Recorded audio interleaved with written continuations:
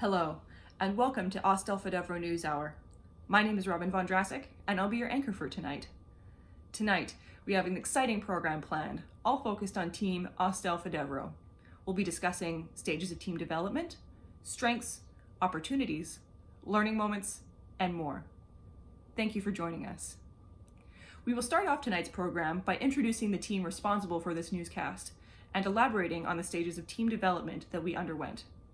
I'm happy to introduce Austin Thorne, our communications manager, Devin Warren, our assignments manager, Fabiana Antunes Vieira, our planning manager, myself, Robin von Drassic, our creative manager, and Manny Samayoa, our project manager. Like every team, we started off our stages of team development in the forming phase.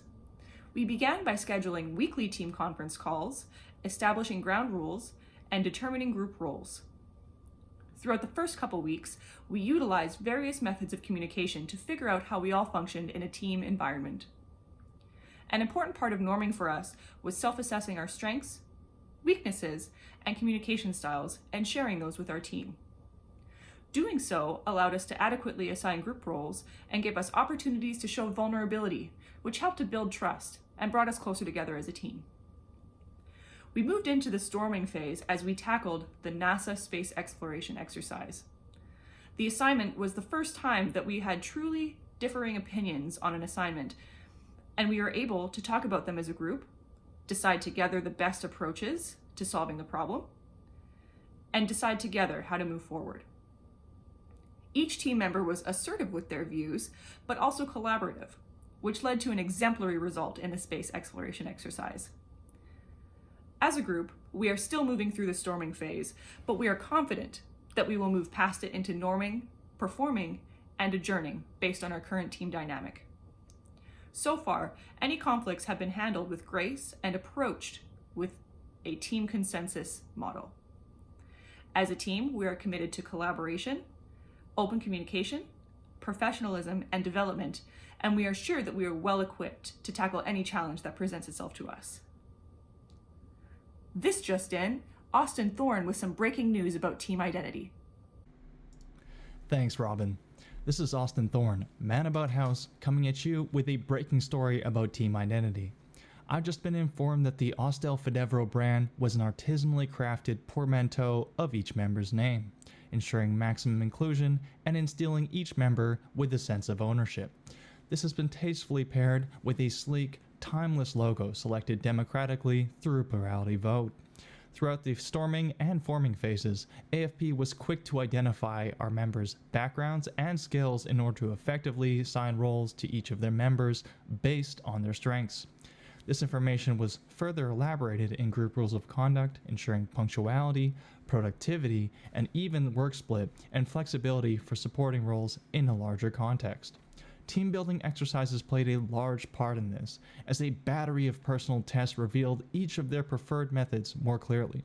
As Austel Fadevro progresses, they remain committed to creating a professional environment with tried and true business practices.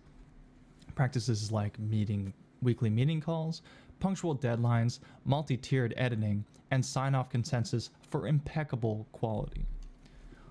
Hold on, I'm getting even more information. It seems that Austel Fadevro is a projectized partnership composing of 5 members. In the project manager role is Manny, team leader in charge of project oversight, team scheduling, and concerted organization of their efforts. I'm hearing this team is structured as a hierarchical partnership. This means that Manny will have the final decision in project matters. Working in the capacity of communications manager is Austin, who performs final proofreads, meeting minutes, facilitates communication, and support for the creative manager Robin. Next is the assignments manager and quality control specialist Devin. Devin does initial and ongoing proofreadings, merging AFP's work into a single voice document for maximum coherence. Along with this, she ensures their work is submitted punctually. Our creative manager is Robin, in charge of the audiovisual editing, PowerPoint slides, and creative brainstorming. Finally, Austel Fadevro is rounded out by Fabiana, the planning manager. She sets milestones, monitors, and controls their schedule, creates detailed task lists, and implements corrective measures in order to achieve optimal efficiency in collective efforts. It seems like a superb situation has seemingly shown itself. What a team. Back to you, Robin. Thank you, Austin. It was truly enlightening to hear the origin of the Austel Fadevro name. And now we'll move on to Devin Warren, who will tell us a little bit more about our team's strengths. Devin? Thank you, Robin, for that lovely introduction. Before we knew our name or purpose, our team members came together to determine our team roles and responsibilities. We did so during a tentative yet optimistic phone call, devising our roles based solely on what we each thought we might be good at and apt to contribute. We shortly thereafter gained access to the Clifton Strengths Finder test and used it to qualify our strengths as well as identify some new ones. This allowed us each to grow more comfortable with recognizing our strengths and to feel more powerful within our roles. Manny identified analytical, command, and self-assurance as his strengths. Austin is strong in learner, focus, and maximizer. I identify with intellection, adaptability, and positivity. Robin is strong in deliberative, discipline, and communication. And Fabiana identifies with positivity, empathy, and activator. The Clifton Strengths Finder model goes one step further to categorize individual strengths into 4 larger themes: strategic thinking, relationship building, influencing, and executing. Each of us exhibits strengths in multiple categories. We plugged our individual strengths into a pie chart and found that our team is incredibly balanced, our strengths strikingly complementary, with strategic thinking taking a slight lead at 30%. This knowledge impacted our team in that we are now more convinced that each of these traits is important and useful, both in completing assignments thoroughly and in contributing to a stable and pragmatic team dynamic. While 4 out of 5 of our members exhibit strengths in the category of influencing, we have decided it as our most evident gap as a team on the whole.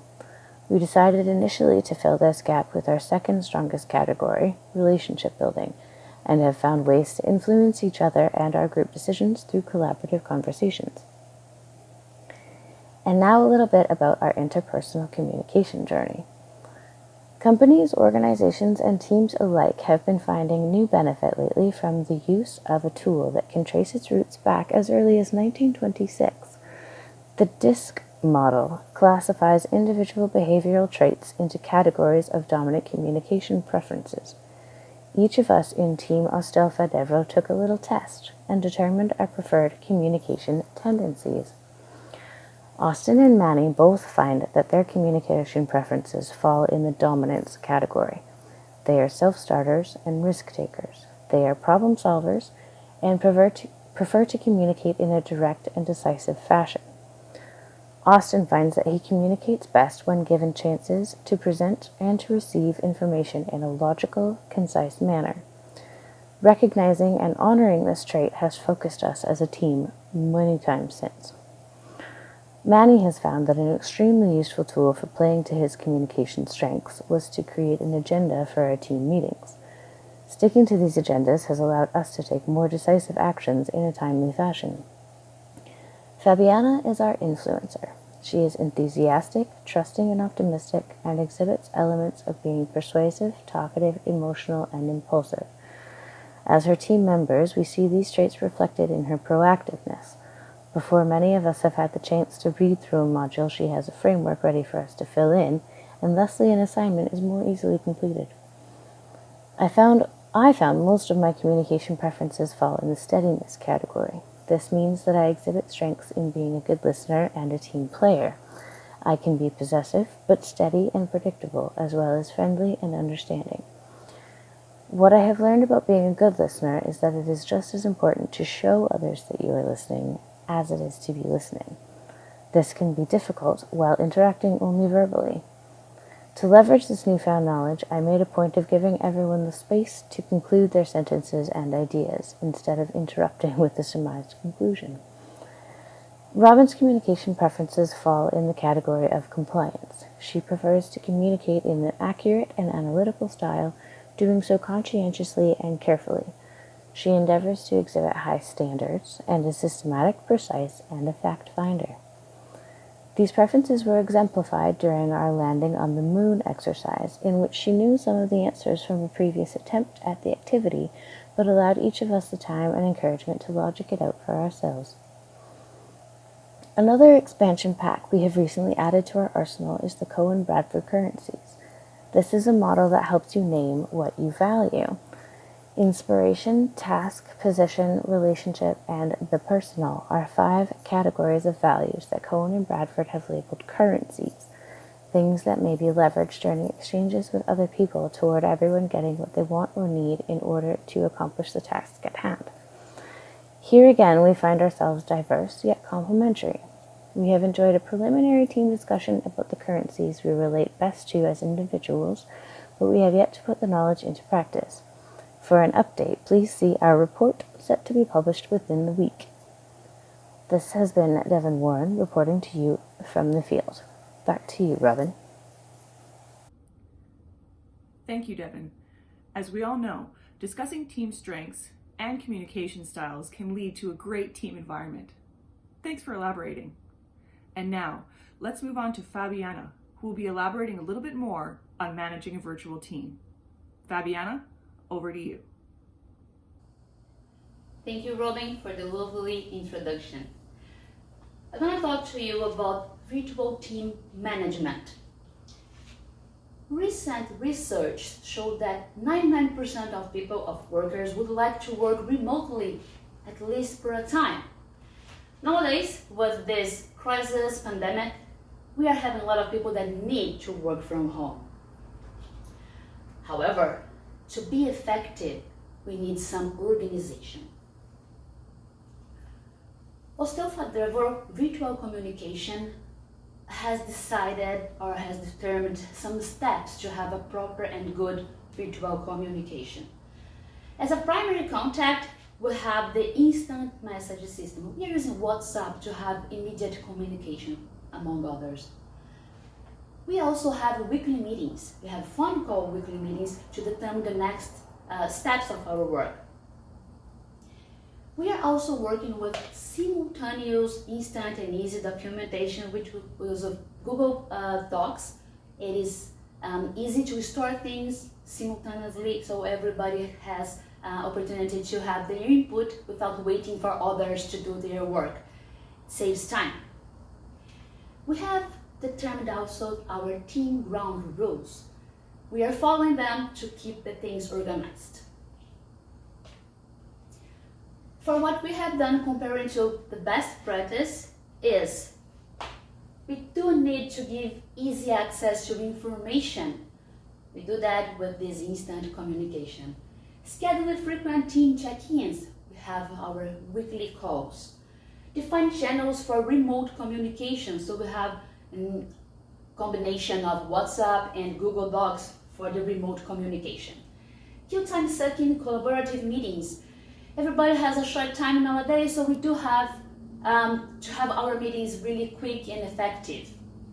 Document and clarify tasks and process. Every task needs to be really clarified who has to do when it works in a remote environment. So those are the remote apps that we are using to have Austel Fadevro in our success. Talking about conflict management. What is a conflict? So conflict is when 2 or more people do not agree on the same opinion. And it's very normal to have it among a team management. Thinking of that, Austel Fadevro decided to use the instrument created by Thomas Kilman to help us identify what behavior is our characteristic facing in conflict. He determines 5 styles of behavior that would be competing, collaborating, compromising, avoiding, and accommodating. How can we see that in a behavior situation? He does use this graph here telling that assertiveness and cooperativeness. Austel Fadevro, after assessment team, we realized that we have 3 of our guys being collaborating style, 1 competing, and one avoiding. How do we manage those balanced behaviors? Since we have more collaborating people, during a discussion, we do need some direction, somebody to take charge of that. So that's when we are happy to have Robin in our team. With the avoiding style, she has a diplomatic way to escalate the issue and ask many to help us and make the snap decision, and we have the group moving forward. According to Thomas Kilman, each of us do not have on one single behavioral characteristics, but this is true that one of those characteristics we are more comfortable, it's more natural to us. And this assessment helps us show that we have a really balanced team. It helped us with the success we have so far. Compared to the best practice, we have always to remember that conflict is natural. It must be treated with respect. We have to identify points of agreement and disagreement to find a good solution. And we have to focus on the events and not on personalities. Using this, we are happy to say that we are dealing very well with conflicts within Austel Fadevro team. Thank you, Fabiana. Dealing with conflict in a team is never easy, but being able to discuss these things openly has led to success for us, especially in a virtual team environment, which you touched on as well. Finally, let's move on to Manny, our project manager, who will be rounding off tonight's program by talking about our key challenges, how we approach those challenges, and the biggest learns we've had so far. Manny, over to you. Hi, I'm Manny. Hi everyone. I'll be your team challenges and solutions expert for Austel Fadevro. I'll be letting you know about the difficulties the team experienced and how we overcame them. So let's jump right into it. Our first apparent challenge was managing a team virtually. We overcame that by committing to a weekly phone call at an agreed upon date and time on a weekly basis. So this proved to be one of the key decisions to working together as a team virtually. And even though it has worked well up until now, we've decided to go forward with using a form of communication where we can see each other's faces, perhaps something like Zoom. We're hoping to connect more as a group by having that in-person feel, and hopefully we can start to address some of the concerns that we've had with just using the phone call. Now, our second challenge came right on the heel of the first. Our chosen form of communication, being the phone, sometimes brought up some awkward moments, and it was more noticeable near the beginning since the team was newly established. The calls had some awkwardness due to the lack of direction, so our solution, we created an agenda for each meeting. Doing so allowed us to go into the meeting prepared with questions and conversation topics.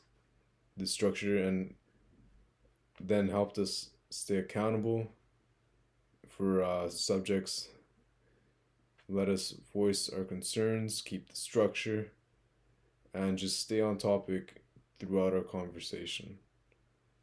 During the phone calls, we also had to keep sure to have everyone's voices heard and accounted for in the group. And at times that did prove difficult.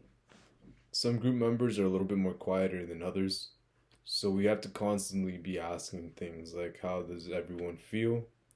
And are we all in agreement? To make sure that happens is important so we don't get a dominating 2 or 3 people in the group making all the decisions or moving the direction of the conversation. Finally, we encountered one of our most recent challenges when we did our astronaut exercise. We had to rank our top 15 priority items to keep in a hypothetical space crash on the moon. Firstly, we had to do the rankings individually, And the hard part came when we had to agree on the rankings as a team. At first, we went one by one on why we chose our own individual rankings. We had posted those answers on a Google's Doc using screenshots of our individual chosen top 15 so we could all better compare our answers. Although we found that individually discussing our ranks one by one, trying to decide which was ranked number 1, 2, 3, etc. was rather messy and time consuming. This is when Austel Fadevro made its crucial move in the assignment and decided it'd be best if we collectively agreed upon the top 5 useful items, and we provided our input on which of those items were. That seemed to make everything a lot easier. Using our collective knowledge and collaboration, it went pretty well. So we were able to acknowledge the top 5, and then we had to then use teamwork to decide our in-order top 5. And that led to some interesting moments with a lot of collaboration, some accommodating, some compromise, and even some competing when one of us felt strongly about a specific ranking on a specific item. It seemed at the end of the day that the devils are in the details.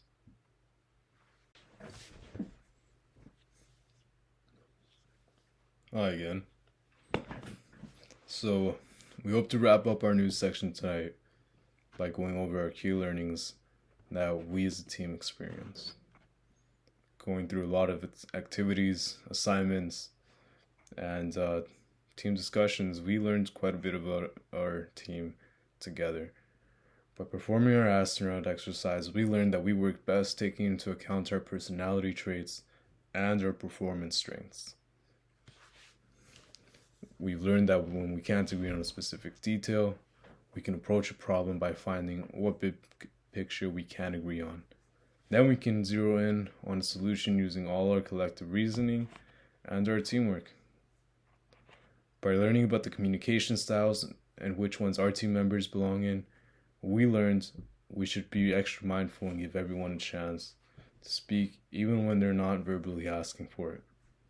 We found out about the team dynamics present, and we found our weaknesses and strengths.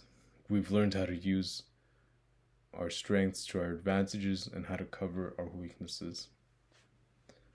By putting into account that we were an online team, we found how to communicate effectively virtually and effectively across platforms such as phone calls, Google Docs, and other sources of communication. We learned how to make our time productive, structured, and goal-driven. And finally, we learned about the importance of team bonding. Although there haven't been any issues so far, our team did jump straight into our assignments without spending much time to really get to know each other or doing any kind of team exercises. Now that we haven't really spent the time to bond as a team, 5 weeks later into the semester, we found that some of us feel that we function well as a team, but we don't exactly know each other. So despite everything, we had nothing but positive experiences as a team, but we haven't managed to really get to know each other.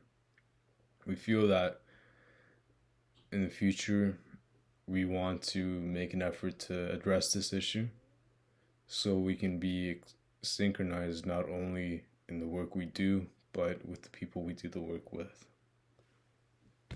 And on that note, that concludes tonight's learning points. Thank you, everyone. Back to you, Robin. Wow. Thank you for sharing, Manny.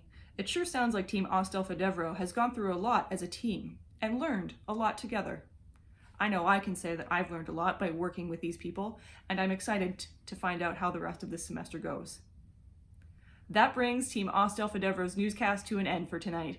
Thank you so much for joining us, and we'll see you soon.